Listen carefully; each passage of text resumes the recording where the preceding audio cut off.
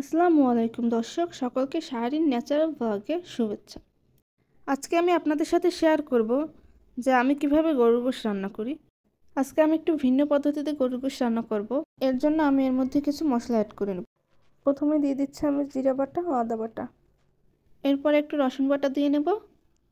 এরপরে রসুন বাটা দেওয়া হলে এর মধ্যে আমি গরম মশলা দিয়ে দেব। এখানে আমি গরম মশলা হিসাবে এলাচ, দারচিনি ব্যবহার করছি। এরপরে আমি পরিমাণ মতো হলুদ দিয়ে দেব। এটুকু গোশের জন্য যতটুকু হলুদ মরিচ দরকার হয় মরিচের গুঁড়ো দিয়ে দেব। এরপরে দিয়ে দেব লবণ। এরপরে কিছু লবঙ্গ আর কিছু গোলমরিচ, এগুলো হালকা করে একটু গুঁড়ো করে দিয়ে দেব। এরপরে দিয়ে দিচ্ছি কিছু পরিমাণে তেল। আসলে এর মধ্যে তেল দিয়ে দেব যেহেতু কোনো রান্নায় তেল ব্যবহার করব না, সব কিছু একসাথে মেখে রান্না করব, যে কারণে একটু তেল দিয়ে দিচ্ছি। আর এই গরুর গোশতটা আমি বুঝতেও পারিনি যে এত তাড়াতাড়ি সিদ্ধ হয়ে যাবে, কারণ কষাতে কষাতেই গরুর গোশতটা সিদ্ধ হয়ে গেছে। ভালো বড় সারের গরুর গোশত ছিল। তো এবারে বেরেস্তা দিয়ে এর মধ্যে আমি সব কিছু মেখে নিচ্ছি।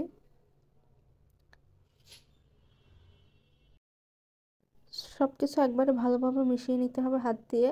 হাত দিয়ে না করলে কিন্তু এটা হবে না, কারণ অনেক মশলা দেওয়া হয়েছে, এগুলো যেন একসাথে দলা বেঁধে না থাকে, জমাট বেঁধে না থাকে। এর জন্য সব কিছু একবারে সুন্দর করে মাখিয়ে এরপর আমি এটা একটা প্যানের মধ্যে কড়াইয়ের মধ্যে দিয়ে দেব। দিয়ে তারপরে আমি কিছুক্ষণ নাড়াচাড়া করে ঢেকে রাখবো। আসলে গোশতটা আমি প্রায় সময় এরকমই রান্না করি, কারণ এরকম রান্না করলে স্বাদটা একটু বেশি হয়।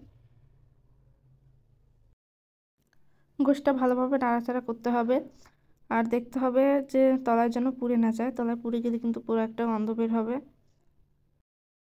আসলে গরুর গোশতের যে মেজবানি, যে এই রেসিপিটা যে রান্না করা হয়, আসলে এই সিস্টেমেই আমি গোশতটা রান্না করছিলাম।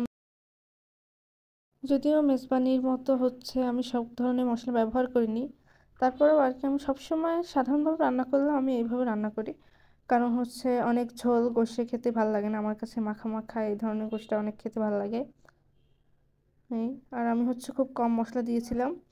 আর জিরা বাটার সাথে আমি একটু জয়ফল জয়ত্রী অ্যাড করে নিয়েছিলাম, ওটা একসাথেই বেটে নিয়েছিলাম, যেটা আপনাদের দেখানো হয়নি আর কি।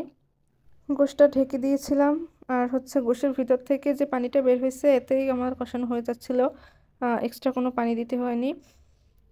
এখন গোশটা ভালো করে কষাতে হবে, কারণ যে কোনো তরকারি যত বেশি কষানো হয় তত বেশি স্বাদ বাড়ে। কারণ না কষালে হয়তো আমার কাছে মনে হয় না যে তরকারির স্বাদটা বাড়ে। এরপর আমি এর মধ্যে কিছু কাঁচা পেঁয়াজ কেটে দিয়ে দিয়েছিলাম। গরু গোশে রান্নার শেষ দিকে কাঁচা পেঁয়াজটা দিতে হয়, তো আমিও দিয়ে দিচ্ছিলাম কাঁচা পেঁয়াজ কেটে। এবারে ভালো করে নাড়াচাড়া করে কষিয়ে নিতে হবে, অনেক বেশি কষাতে হবে। কষাতে কষাতেই গোশটা থেকে যতক্ষণ পানি বের হবে ততক্ষণ পর্যন্ত কষাতে হবে।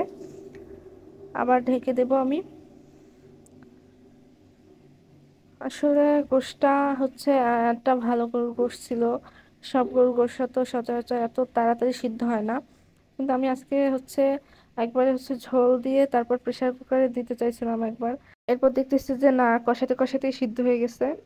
তো ফাইনালি আমাদের গোশ রান্না হয়ে গেছে। এভাবেই গোশটা রান্না করি, আপনারাও খেয়ে দেখবেন কেমন লাগে। অনেক মজা হয়েছিল গোশটা খেতে। আর এত ব্যস্ত ছিলাম যে পুরোপুরি ভিডিওটা আপনাদের সাথে শেয়ার করতে পারিনি, অনেক ব্যস্ত ছিলাম, এর জন্য কাজের ফাঁকে ফাঁকে ভিডিও করছি। ভিডিওটা যদি আপনাদের ভালো লাগে থাকে অবশ্যই চ্যানেলটা সাবস্ক্রাইব করবেন আর কমেন্ট করে জানাবেন যে আমার মতো কে কে এইভাবে গোশ রান্না করেন। তো ভিডিওটি দেখার জন্য সবাইকে ধন্যবাদ।